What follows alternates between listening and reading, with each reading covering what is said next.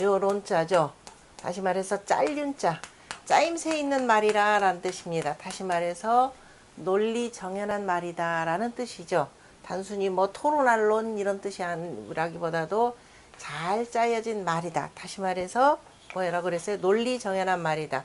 논리 정연하고 그 다음에 논리 정연한 말, 말씀 어자, 논리 정연한 말씀들, 공자의 그 잘 다듬어진 말씀들을 쭉 정리해 놨다라는 뜻이고요.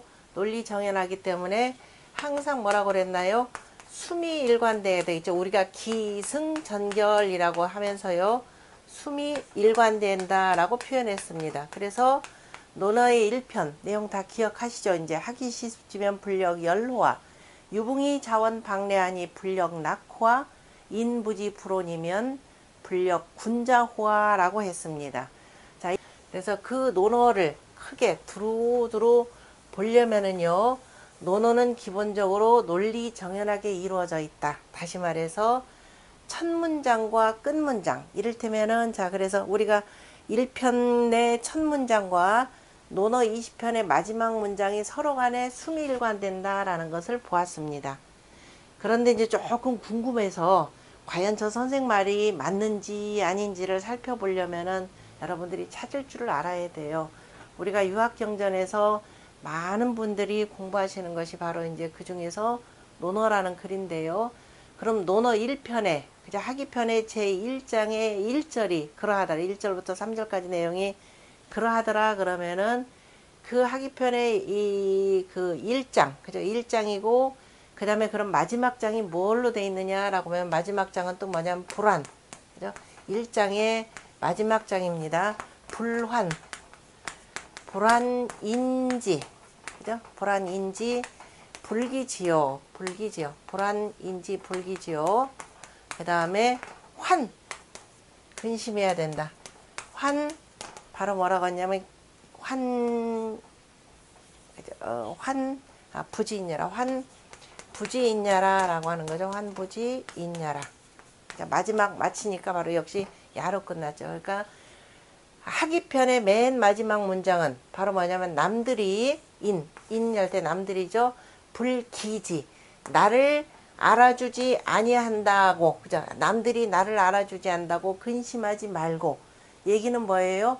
1장의 마지막에 인부지 불온이면 불력 군자와, 남들이 나를 알아주지 아니해도 성내지 아니하면 또한 군자가 아니겠는가 라고 했으니까 그 1편에, 그죠? 하기편의 마지막은 바로 남들이 나를 알아주지 아니하는 것을 근심하지 말고 이렇게 됐죠.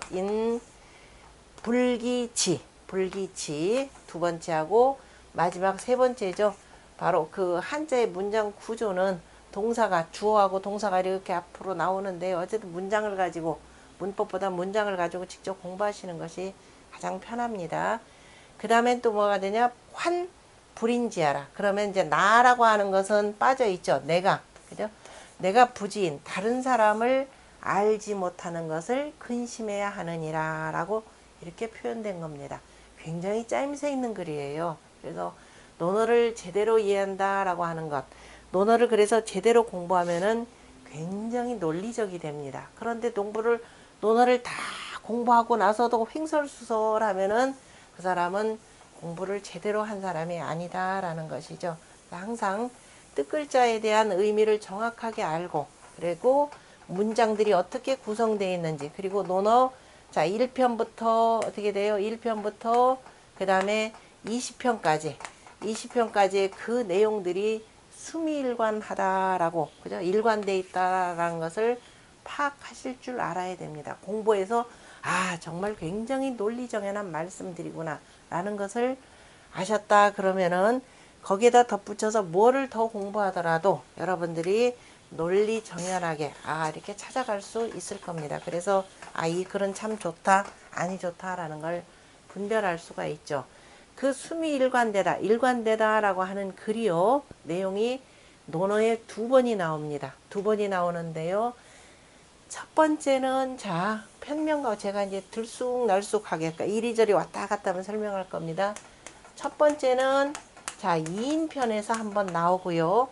두 번째는 자 위나라 군주인, 바로 위나라 군주인 위나라의, 그죠? 나라 위자입니다. 위나라의 영공, 그래서 위령공편이라고 하는 겁니다. 위령공편 요 군데 나옵니다. 2인편이라 그러면은 논어의 제 4편이 되고 위령공편이라고 할 때는 5편입니다. 그러면 이것도 약간 수미일관 논리정연하다 그랬으니까 볼 줄 알아야 돼요. 증자입니다. 이 증자라고 하는 제자죠. 이름은 삼입니다. 참여한다라는 참자도 되고 삼인데요. 바로 이 증자가 원래는 그 증자에 대해서 뭐래요? 증자를 다소 멍청하다라고 이렇게 표현을 하면서 사람들이 뭐라고 표현했느냐? 어로불변, 물고기 어자 하고 그 다음에 뭐예요? 노나라 노자를 분별하지 못하는 증자라고 해가지고 증자를 멍청하다라고 표현하기도 하는데 이건 참 잘못된 내용이죠. 왜냐? 증자는 가장 어린 나이, 6살쯤 되었을 때요. 아버지 손을 잡고 바로 공자의 문화에서 공부를 시작한 제자입니다. 그냥 가장 어린 아이니까 잘 몰랐겠죠. 아마 그때 이런저런 것을 가지고서는 그죠?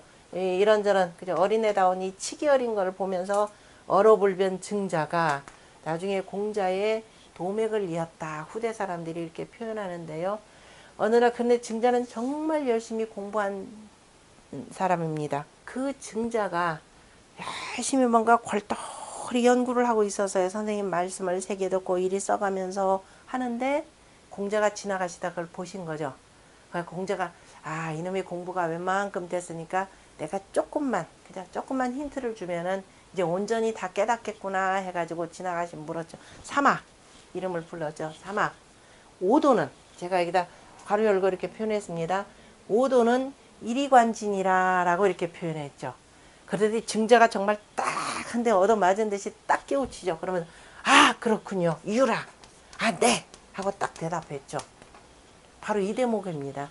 이 대목에서 이렇게 해서 공부를 했더니 마침내 증자와 같은 사람이 깨닫고 근데 이제 그걸 옆에서 보던 같은 바에 동문수학하는 친구들은 저거 뭔 소리야? 뭔 소리야? 하니까 선생님 계신데 감히 뭐라고 여쭙지도 못하겠고 선생님 나가시고 난 뒤에 물어보죠. 야, 그거 무슨 소리냐? 그랬더니 그때 했던 말이 유명한 말이죠. 충서라. 바로 충과 서일 뿐이라. 이리관지라고 하는 건 충서라 이렇게 표현한 내용이기도 합니다.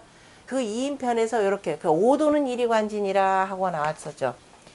그 다음에 이제 공자의 10대 제자 중에 하나로 꼽히는 10대 제자 표현하는 것도 좀 우습겠지만은요. 10대 제자로 꼽히는 제자 이름이 누구냐면은 자공이라라고 하는 제자입니다. 자공의 이름은 사입니다. 근데 자공은 항상 우리 선생님은 정말 공부 많이 하신 분이야. 그걸 다 해가지고 다 외워가지고 그래서 학이 그래요. 선생님은 참 많이 배워가지고 학이지지. 그 다음에 묵묵히 기록한다라는 알식자를요. 기록하다라고 할 때는 지라고 있습니다. 알식인데요. 자, 이거 지난번에 이것도 공부했을 겁니다. 공자 선생님께서는 우리 선생님께서는 무기지지하셨다 그랬죠. 묵묵히 기록하신 분이라 그래서 무기지지하셨다 이렇게 표현했습니다. 무기지지하셨다. 무기지지할 때 식이라 읽지 않고 지라고 표현했습니다. 아마 여러 그 동문들한테 많이 했겠지. 우리 선생님 정말 많이 공부하셔가지고 그걸 다 외워가지고 그냥 쭉쭉 아마 기록하신다. 아마 이 기록 뭘 받느냐 하면은 공자가 주역의 10익전을 기록할 때 이게 쭉 주역을 쭉 해설한 글인데 아마 그걸 보면서 이런저런 얘기를 했던 것 같습니다. 그러니까 공자가 뭐라 하냐. 사야 이름 불렀죠. 사야. 너는 아직도 내가 학이지지하는 줄 아느냐. 그죠? 너는 내가 많이 배워가지고 다 학이죠. 다 많이 배워가지고 기록하는 줄 아느냐라고 물어봤더니 아니 선생님 아닙니까? 그랬더니 아니라 그랬죠. 나는 그죠? 오는 그때는 이제 오라고 표현했죠. 나는 이리관진이라 이렇게 표현했습니다. 나는 하나로서 깨었다라는 것이죠. 하나로서 깨었다라고 할 때 지난 시간에 이렇게 된다 그랬습니다. 인의를 바탕으로 해서 봄에 열심히 일했으면은 가을에 뭐가 있어요? 수확이 있을 겁니다. 가을에 결실이 있어요. 자, 그래서 이제 사람이 이거를 기본적인 채로 하고, 채로 해서 바깥으로 펴는 것이 이해가 되고, 묵묵히 추운 겨울에는 특별히 돌아다닐 일 없으니까, 자, 공부해서 알게 되는 과정입니다.